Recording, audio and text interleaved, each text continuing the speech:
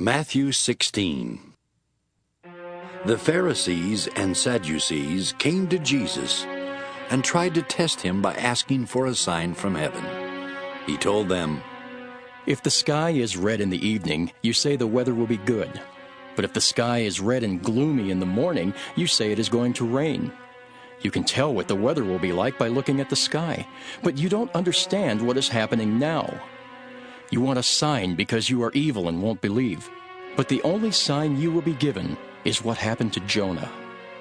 Then Jesus left. The disciples had forgotten to bring any bread when they crossed the lake. Jesus then warned them, "Watch out. Guard against the yeast of the Pharisees and Sadducees." The disciples talked this over and said to each other, "He must be saying this because we didn't bring along any bread." Jesus knew what they were thinking and said, "You surely don't have much faith. Why are you talking about not having any bread? Don't you understand? Have you forgotten about the 5,000 people and all those baskets of leftovers from just 5 loaves of bread? And what about the 4,000 people and all those baskets of leftovers from only 7 loaves of bread? Don't you know by now that I am not talking to you about bread? Watch out for the yeast of the Pharisees and Sadducees." Finally, the disciples understood that Jesus was not talking about the yeast used to make bread, but about the teaching of the Pharisees and Sadducees.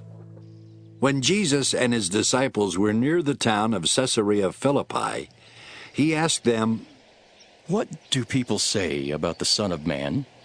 The disciples answered, "Some people say you are John the Baptist, or maybe Elijah." Or Jeremiah, or some other prophet.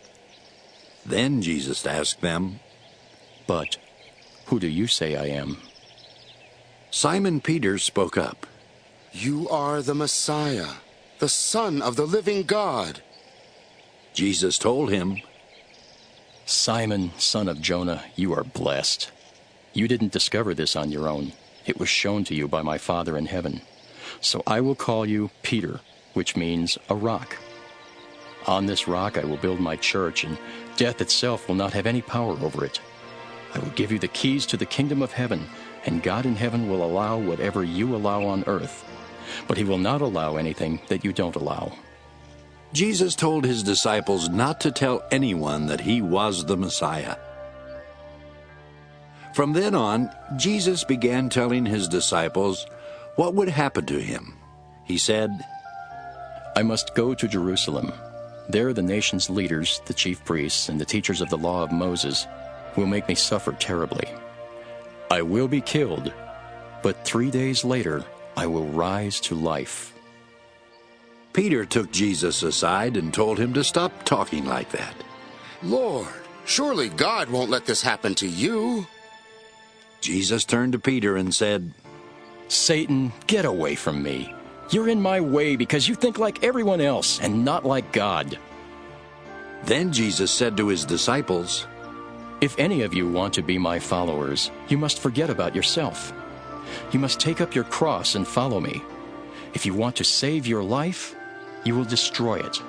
But if you give up your life for me, you will find it. What will you gain if you own the whole world but destroy yourself? What would you give to get back your soul? The Son of Man will soon come in the glory of his Father and with his angels to reward all people for what they have done. I promise you that some of those standing here will not die before they see the Son of Man coming with his kingdom."